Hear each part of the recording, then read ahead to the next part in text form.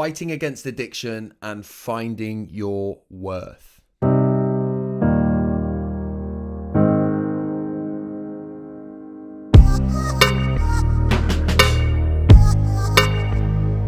Welcome back to another episode of Irrepressible, a series of interviews where I interview ordinary people about their extraordinary resilience. Today's interview is with Tal Booker. Now, Tal is an incredible individual who's been on an incredible journey.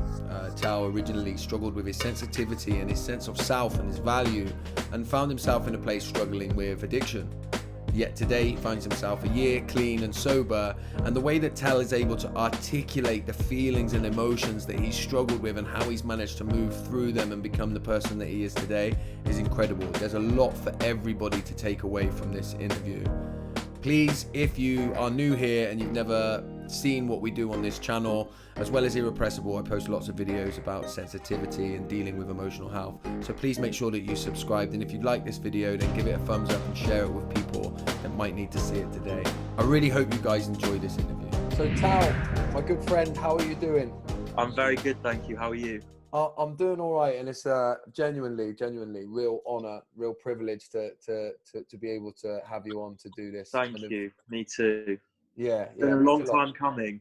Yes, it has, and you're somebody that we've met in the past, so I know a lot about you. But before we kind of go into the resilient stuff, why don't you tell me a little bit about who you are and what you're doing in the world today? So I'm Tal. I'm 26, live in London. I think first and foremost, what I've realised is I'm an addict. That's a big part of who I am now. I am a creative graphic designer, work for a drinks brand, recently launched my own clothing business. And I guess I'm also very vocal about my own experiences and mental health in general, because it's played a big part of my life and kind of got me to where I am now, all the kind of struggles and coming through that stuff. So yeah, that's pretty much me. That's you, who you are, yeah. And what I really, that one of the things that I really admire about you genuinely is like the message that you put out into the world, like through your creativity and all of that. It kind of opens up conversations that are often avoided. Yeah. You said there very clearly and very honestly that you're an addict. I think for people perhaps like me and you, that's almost feels less shocking now, right? Because we're so used to it. But I think for a lot of people that might be watching this, to be like, wow, he's an addict. Why don't you tell us a little bit more about how that comes about? Because let me just caveat that by saying as well, right? And because I think this is really important, you don't look like what somebody would call an addict, right? So why don't you just tell us a little bit about, in terms of the adversity that you faced and what that looks like? So I think for me, I mean, I've only really accepted and kind of come to terms with the fact that I am an addict in the past, not even a year. I'm 330 days clean today. Wow. Which, as another addict is a miracle. And I think, looking back, I was in active addiction for probably a good part of 10 years. And for a long time, being an addict never even crossed my mind. It was not something that was even on my wavelength. I just thought I was someone that, I've always been aware that I'm highly sensitive, and I guess I've always felt things in a different way to people that I'm familiar with and people that I've been surrounded by. And I thought I was just someone that just liked to get high and liked to smoke weed and liked to do those things that, generally wasn't really spoken about, but a lot of people in my area did. And, I guess with addiction, a lot of there's a lot of covert stuff and there's a lot of overt stuff. And I think the best part of my addiction was very covert until the kind of back end of last year, where it all became very overt and very unmanageable and very scary. And I guess I've said it before, but I really, at the end of it, I really had two options, and that was to either, kind of very similar to your story, I was faced with either taking my own life or getting help. Um, and thankfully, I chose the latter, and my life has changed in unimaginable ways since making those steps. Yeah, when it's really powerful. I got tingles actually when you're talking about it.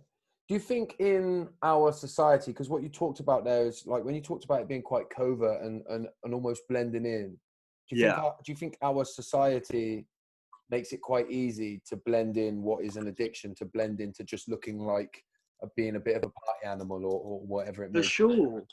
Because, I think it's very, like, it's very acceptable for people to be high functioning, and it's almost the norm. Like, if you're anything other than a high functioning person, you've got the 9 to 5 job, you've got a busy social life, you've got your family life, you've got all those things that, it's kind of normal to be doing something to kind of, either chill you out or give you a bit of energy to kind of manage that. And it's very easy to blend in. And I don't think people fully understand what it means to be an addict. And it's not even about the quantity, it's about the reasons why, right? It's not Yeah. about, you can be an addict and I don't know, do drugs once a week or whatever. But it's what I've learned is that it's the reasons why. Yeah. And it's my reasons why I was doing what I was doing that actually made me an addict, I guess. And I think that's a really, really important way to distinguish it, because I was going to say to you, what makes you different from somebody that was like a party animal, or Yeah.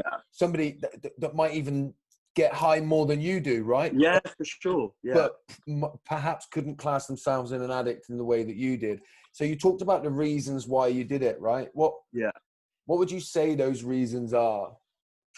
I think there's a combination of things. I think it's the obvious trauma from some point in my life, which you could ask some people, is that relevant to really figure out what that trauma is, or you just got to accept that there is that, and you've got to deal with that.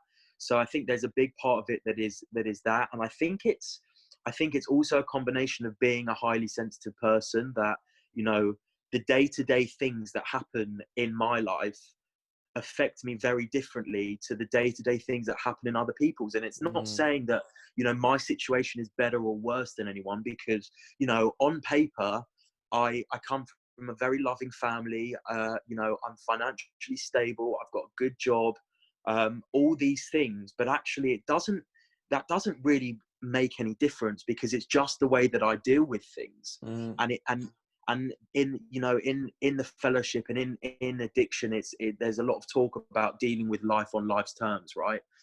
I was not able to do that in any sense. I would get incredibly overwhelmed by things that people wouldn't normally get overwhelmed by. I would feel incredibly sad about things that people wouldn't really feel sad about, and my highs were very high and my lows were very low, and it was a complete unmanageability of emotions, really. Mate, that's incredible. I like the piece about the trauma. I think everybody knows that the work that I do, I love talking about the why and trying to find out Yeah. the why and discussing that. Yeah. But what I like about what you said is sometimes that can be quite irrelevant, Yeah. particularly in terms of your recovery, right? It's more Sure. like what you recognize is that with your sensitivity comes that easily, like being easily overwhelmed. And I Yeah. definitely think when I look at my own addictions, I definitely feel like that sensitivity and that being easily overwhelmed was easily solved, or felt easily solved, when I used to use drugs and drink in the way 100%. that I did. And so 100%. it was no wonder I started using them in the way that I did. Yeah. Yeah. So how long ago, you said you've been sober 330 days now? 30 days. Yeah. Wow, that's like nearly a I know. year as well. That's mad. Yeah. I That's know. mad. How did the big change come about? Because I'd imagine that you kind of noticed and you tried different things. What do you think was the real tipping point for you? Do you know what? I mean, in no uncertain terms, it was the gift of desperation. I was so desperate for just something to change, that I didn't have a choice, you know. And it's interesting because I didn't go into recovery because I wanted to get sober. I went into recovery because I didn't have any other choice. Yeah. And from getting there, you know, I love being sober. And it was kind of that, like, it was kind of fake it till you make it, because I went into it not wanting it at all. And I kind of did it to please certain people and to kind of tick certain boxes. And on that journey, I've really found that is the life that I want to live. And it was buried so deeply under all other stuff that I didn't really recognize that that's what I wanted. But whilst uncovering all of that stuff, that is what I want. And I kind of found myself, you know, I just a relationship that I was in had just finished. I was financially spent in every sense of the word. I was emotionally drained. I felt that I was on the verge of losing a job that I really loved. My social life was pretty much non-existent. And I just had no other option. I really had no other option in my eyes. That's there's a real big learning in that as well, right? In that you're saying that it's not even something that you wanted. No. Because I was the same when I stopped drinking. I didn't stop drinking because I wanted to. I didn't go into like the recovery scene that I went into because I wanted recovery. I went into it because I didn't know what else to do, right? Yeah. And then I happened to sort of stay there long enough to see the magic, really, and then realize how different my life can be. So in that sort of 330 days, you know, going on a year that it's been, what do you think in those terms have enabled you to be resilient? Because it's clearly like a real story of resilience here. You were at the point of, you know, jumping off. Yeah. And you've changed, and now clearly you're on a path of healing and I mean, I knew you nearly a year ago, and I can't believe the person that's sat in front of me. Genuinely can't, and I see it all the time. It's interesting because you were like, when we connected, I was so deep in denial and fear that, you know, I thought I was very good at hiding. And I think to a certain extent I was good at hiding, but, you know, I look back now and I even like looking at pictures of me at that time, I was in so much pain. That I was in so much pain that everything I did, every decision I made was purely out of fear. You know, fear of being judged, or fear of not being good enough, or fear of being found out, or it was just, you know, I was completely governed by fear. And I think for me, in the past almost a year, there's been so many different aspects of kind of help that I've needed, you know, from weekly therapy to a solid 6 months in everyday therapy, you know, group therapy, equine therapy, art therapy, fellowship meetings, working with a sponsor. Like, it's been full on healing. And you know, and it's interesting because I every so often I check up with a psychiatrist who kind of just monitors my progress and stuff. And you know, he's aware of everything I've been doing. And he basically, at the end of the phone call, said to me, everything you're doing now, do not stop anything, because everything that you're doing is kind of added. It's kind of like pieces of the puzzle. And right now, today, my puzzle is almost complete, right? So if I take away any of those pieces, then God knows what would happen. So, you know, I've kind of just learned that everything I'm doing is needed to kind of keep me on the track that I am. Mate, I feel so genuinely, I feel like emotional listening to you, because, you know, I guess because I kind of knew, I could see the despair and feel the pain that you were in, to see where you're at now, to having a psychiatrist that's basically just saying, just do what you're doing, mate. Don't change anything. It just shows how far and the change that you come. And I think when we talk about resilience, like in a lot of the resilience training that I deliver, people think that resilience is you just keep going, right? And you've got to be able to deal with everything on your own. And what you've just said there is the complete opposite, that actually it was more about letting go of everything, Yeah. Well, that's Admitting the 100% two. it, because, you know, up until then, I thought that I had to deal with everything on my own. And Yeah. what I've learned is that, you know, I absolutely don't need to do that. You know, people ask for help all the time. And the first, you know, the first cog in the whole setup of my recovery was asking for help. Mm. And, you know, I ask for help more often than not these days, because there's people out there that are way more equipped to help me than my own sometimes twisted, sometimes off-key way of thinking that Yeah. got me into the mess. So, you know, for me to then think that I can do it on my own, when on my own was what got me there, is insanity. It's complete insanity. It's mate, it's so powerful to like, even I think, you know, you and me, and like when you're kind of do a lot of work around people that have found themselves in addiction and now find themselves in recovery, when you hear people say that you know, that reference you used of my own twisted thinking, sometimes people can be a little bit like, wow, what, you can admit Yeah, that about yourself. yeah, But yeah, like, I think that's something that's so special, to be able to be very at ease with that and be like, no, this is who I am.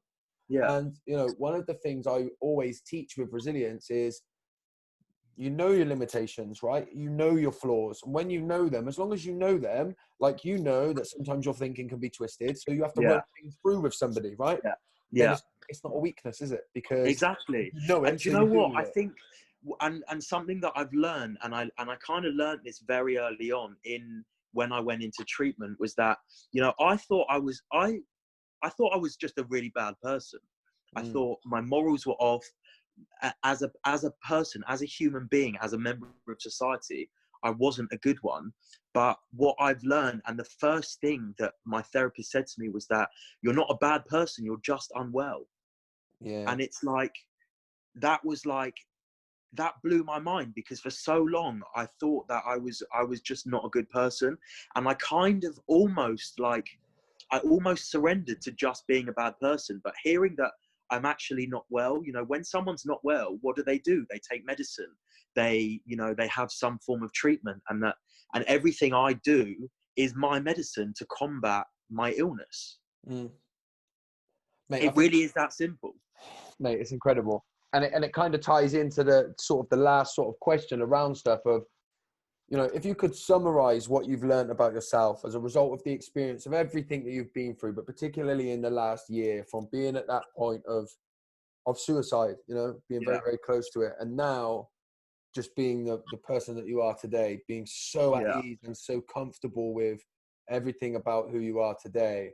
What would you say is your biggest learnings in that time? I think the main thing that comes to mind is that, you know, I deserve to be well, and I deserve to live a good life, because for a long time I thought, you know, from all the stuff that happened during my active addiction, which, as you know, can be pretty dark stuff and pretty shameful things when we're in the grip of it, that actually that doesn't reflect who I am as a person. So I think self-worth, and building that self-worth is a huge thing. um and I think the second thing is trusting in the process. And, you know, there's a lot of talk about the higher power and stuff like that, and I think I thought I was the center of my own universe, and I thought that everything I did, you know, would have no repercussions. I thought I had no responsibilities. You know, I was incredibly selfish, I was incredibly self-seeking, and all of those defects of characters that you hear about. And I think the one thing that I lost, that as a kid I was very into, was the idea of a high power, and the idea of that, you know, there's something bigger out there. Mm. And I think understanding that and learning that, and finding a love for my higher power, and kind of, you know, giving attributes to my higher power that I would want for myself, you know, being forgiving, being understanding, being patient, and all of those things that, you know, that I would want to say that I am, giving that to something which looks out for me, and, you know, will take my mistakes and will still love me after, Mm. and still give me what I deserve, is a huge thing. And everything else, you know, if you've got that belief in the universe and in your high power, or in a God of whatever that is to you, I think you're nearly there. Yeah, I think one of the biggest learnings I had in terms of like God or higher power or anything was the realization that it's not me. That Yeah, there's 100%. I am part of something bigger. There's a Yeah, bigger thing going on here, yeah, and I am just simply a part of that. And I think yeah. what you've said there is incredible. I guess, but before we wrap this up, do you want to tell us a bit more about where people, maybe if you want, where people can find you, or maybe tell Yeah, us about sure. your clothing brand, because I know that's incredible thing. Yeah, so I think the clothing brand is probably the kind of my biggest achievement, because if I don't know if you remember, but when we first spoke, oh, I'm back. When we first spoke, we kind of were talking about what my dreams and aspirations were, Yeah, and my main thing was to have a brand of my own. And going into treatment, there was so many emotions and feelings and fears and thoughts that were coming up for me. And obviously what I'd normally do would be to use on that, but I couldn't do that. So I desperately needed to have another outlet for that stuff. And it just, being someone that's always been very creative and kind of, really developing my own artistic flair or output, I kind of just started experimenting with how to kind of get these thoughts on paper and get how I feel on paper in a visual way that, was something that other people could resonate with. So, over the past nearly 12 months, I've built up like a portfolio of my own art, and I wanted to put it out there, and I wanted to put it out there in a way that essentially, a way that I would always describe myself is wearing my heart on my sleeve. And that's kind of a way that I wanted to set up the brand, is really wearing your feelings and kind of putting it out there, so that, you might not be able to talk about it, but if you wear it and you wear it with pride, it kind of does the same thing. It allows you to not hide how you're feeling and not be ashamed of that. So yeah, I started Love and Chaos, which is my clothing brand, and really just put all these thoughts and designs and ideas onto clothing. And if people don't resonate with that, that's cool. It's not for them.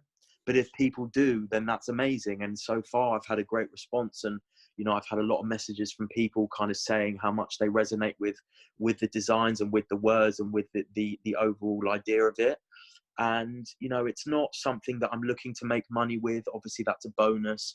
It's mainly an outlet for me to kind of be creative and to kind of let go of some of the things that I feel, and it's a way for other people to connect with those and to share them themselves. So yeah. amazing. And is there a website for that, or is it best for them Yeah, to come to your social media? there is a website. It's shoploveandchaos.com. And there's an Instagram, Shop Love and Chaos, if anyone wants to check it out. Yeah, and I think they should absolutely go and check it out. Tal, Thank you. we're there with time, mate. And Amazing. listen, I want to say I'm really grateful for you. I appreciate you, genuinely. I think Likewise. that was way more powerful than I could have even imagined, mate. And I can't wait to share this with people. So thank you. No, you're a big part of my journey, and even though it kind of took me a while to get there, I think definitely connecting with you kind of planted the seed that there's life after addiction, and you can achieve your wildest dreams just like you have. So I'm very grateful for you as well. amazing. Thank you, my man. My pleasure. Thank you very much. Look forward to seeing the final edit. Good.